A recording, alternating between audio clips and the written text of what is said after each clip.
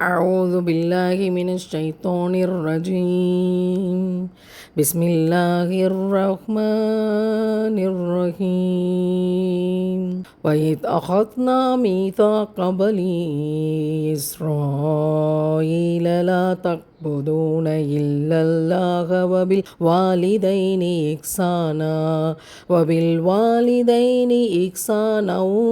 وذي القربى واليتامى والمساكين وقولوا للناس حسنا وأقيموا الصلاة وآتوا الزكاة ثم توليتم إلا قليلا منكم وأنتم معرضون.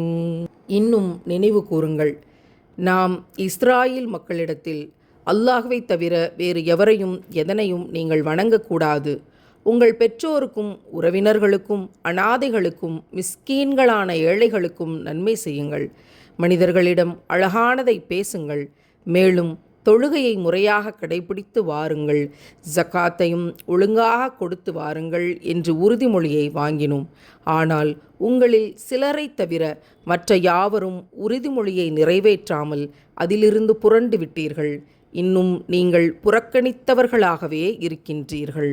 இந்த வசனத்தில் இஸ்ரவேலர்களுக்கு தான் இட்ட கட்டளைகளையும் அவற்றை நிறைவேற்ற வேண்டுமென்று அவர்களுக்கு தான் உறுதிமொழி வாங்கியதையும் பிறகு அந்த உறுதிமொழியை அவர்கள் கைவிட்டதையும் இறைவன் அவர்களுக்கு நினைவூட்டுகிறான். இறைவன் நினைவூட்டி அவற்றை எல்லாம் அவர்கள் நன்கு அறிந்திருந்தும் கூட, நினைவில் வச்சிருந்தும் கூட அலட்சியம் செய்தார்கள், திட்டமிட்டு புறக்கணித்தார்கள் என்று அல்லாஹ் சொல்கிறான். இறைவனிட்ட கட்டளை என்ன? அல்லாஹ்வை தவிர யாரையும் வழிபடக்கூடாது, இணை வைக்கக்கூடாது, பெற்றோர்களுக்கு நன்மை செய்யணும், அனாதைகளுக்கு உதவணும், ஏழைகளுக்கு உதவணும், உறவினர்களுக்கு உதவணும், மக்களிடம் பேசினால் அழகானதை பேசணும், இப்படி ஜக்காத் கொடுக்கணும்னு இறைவன் அவர்களிடம் வாக்குறுதியை வாங்குகிறான். அவர்கள் அதை திட்டமிட்டு மீறுகிறார்கள். இவ்வளவு செய்தி, இது ஒட்டுமொத்த உலகத்துக்குமான செய்தியை இங்கே அல்லாஹ் தெரிவிக்கின்றான். இப்னு மசூத் ரலியல்லாஹு அன்ஹு அவங்க சொல்லும்போது, நான் நபிகள் நாயம் ஸல்லல்லாஹு அலைஹி வஸல்லம் அவர்களிடம், அல்லாஹ்வின் தூதரே, மிகச்சிறந்த நல்லறம் எது என்று கேட்டேன். அதற்கு தொழுகையை அதற்குரிய நேரத்தில் தொழுவது என்று நபி அவர்கள் பதிலளித்தார்கள். அடுத்தது எது என்று கேட்டேன். பெற்றோருக்கு நன்மை புரிதல் என்றார்கள். அடுத்தது எது என்று கேட்டேன். அல்லாஹ்வின் வழியில் அறப்போர் புரிதல் என்றார்கள். மற்றவர்களுக்கு உதவுதல் அப்படிங்கிறது இந்த ஆயத்தில் பிரதானமாக சொல்லப்பட்டிருக்கு.